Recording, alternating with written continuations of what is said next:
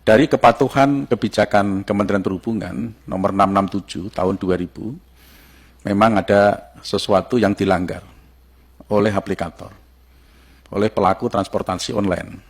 Apa yang dilanggar? Yaitu tentang potongan maksimum sebesar 15%. Itu ternyata memang tidak ditaati. Gitu. Tidak ditaati. Ada yang memotong sampai 20%, itu adalah Grab, kemudian Gojek 20%, dan ditambah lagi pemotongan sebesar Rp5.000. Mengapa sampai tidak ada kepatuhan yang dilakukan oleh Grab dan Gojek? Pertanyaannya, mengapa sampai tidak sepakat? Mengapa tidak patuh untuk menjalankan? Dan mengapa Direktorat Jenderal Perhubungan Darat, Kementerian Perhubungan membiarkan hal ini? Apa gunanya dia membuat satu kebijakan kalau tidak dilaksanakan? Maka ini teguran keras ini terhadap Menteri Perhubungan, terhadap Dirjen Perhubungan Darat. Jadi saya minta Dirjen Perhubungan Darat juga melakukan teguran. Yang kedua, yang menjadikan satu pertanyaan juga, kenaikan tarif sudah dilakukan penyesuaian melalui nomor 667 KP 667 tahun 2022. Yang diuntungkan sebenarnya siapa dengan KP 667 ini? Apakah yang diuntungkan adalah mitra pengemudi ataukah yang diuntungkan aplikator? Yang teriak-teriak di jalan, memperjuangkan nasibnya, mempertaruhkan nyawanya di jalan demi kebutuhan anak dan istrinya yang di rumah, itu sampai dia dalam kondisi yang sulit perekonomiannya, sehingga dia nuntut sampai turun di jalan, kemudian direspon oleh pemerintah, dilakukan penyesuaian tarif, tetapi mereka tidak menikmati kenaikan tarif itu. Yang menikmati kenaikan tarif itu adalah aplikator.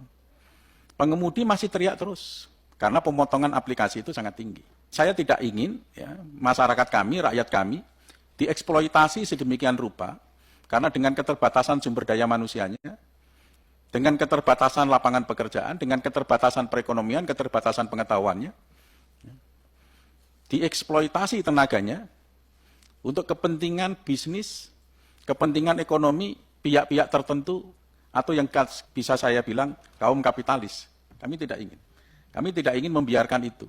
Rakyat kami harus kami lindungi. Di tahun 2016, pendapatan sopir, pendapatan driver, itu sebesar 8 juta rupiah. Akhir-akhir ini hanya 3,5 juta rupiah. Bagaimana bisa menghidupi keluarganya dengan pendapatan 3,5 juta rupiah? Sementara kendaraan yang dipakai itu pun kendaraan leasing, yang ada beban tiap bulannya untuk membayar leasing. Akar persoalannya sampai terjadi hal yang demikian apa? Karena pemotongan dari aplikasi yang terlalu tinggi. Sudah ditentukan 15%, masih memotong sebesar 20%, masih potong lagi sebesar Rp5.000. Jadi Bapak harus paham. Dan juga kami juga sudah paham. Bahwa Bapak itu aplikator.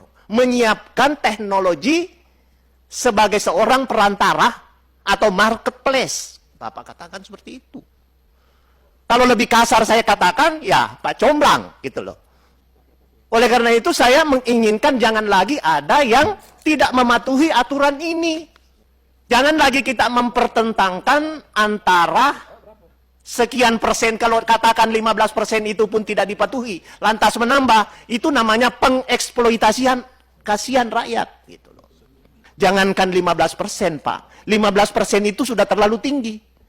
Itu sudah terlalu baik pemerintah untuk memberikan angka 15. Tuntutan pengemudi pada tanggal 21 September mendemo di sini, itu 10% tuntutannya, Bapak.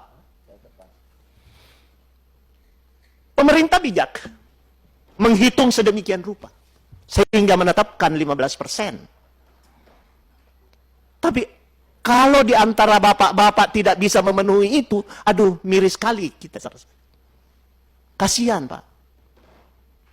Saya mengetuk hatinya bapak-bapak semua untuk kembali 15% itu patuhi deh. Ini sudah tamat kita, Pak, sudah menggeluti semua, sudah berkali-kali pengemudi datang di sini. Saya sependapat Mas Dewo tadi, jangan di kata-kata manis seperti itu tadi, Pak. Tolong, kalau terdengar oleh mereka, hatinya tergores, bagaimana, di mana keprihatinan kita, gitu loh. 15% itu tidak seberapa, Pak, untuk mereka. Coba kita hitung 15% Bapak apa yang disiapkan. Hanya sekedar izin yang sudah diterima dari Kemenkominfo. Apa komponen Bapak? Saya kan tidak perlu saya tanya kepada Bapak-Bapak.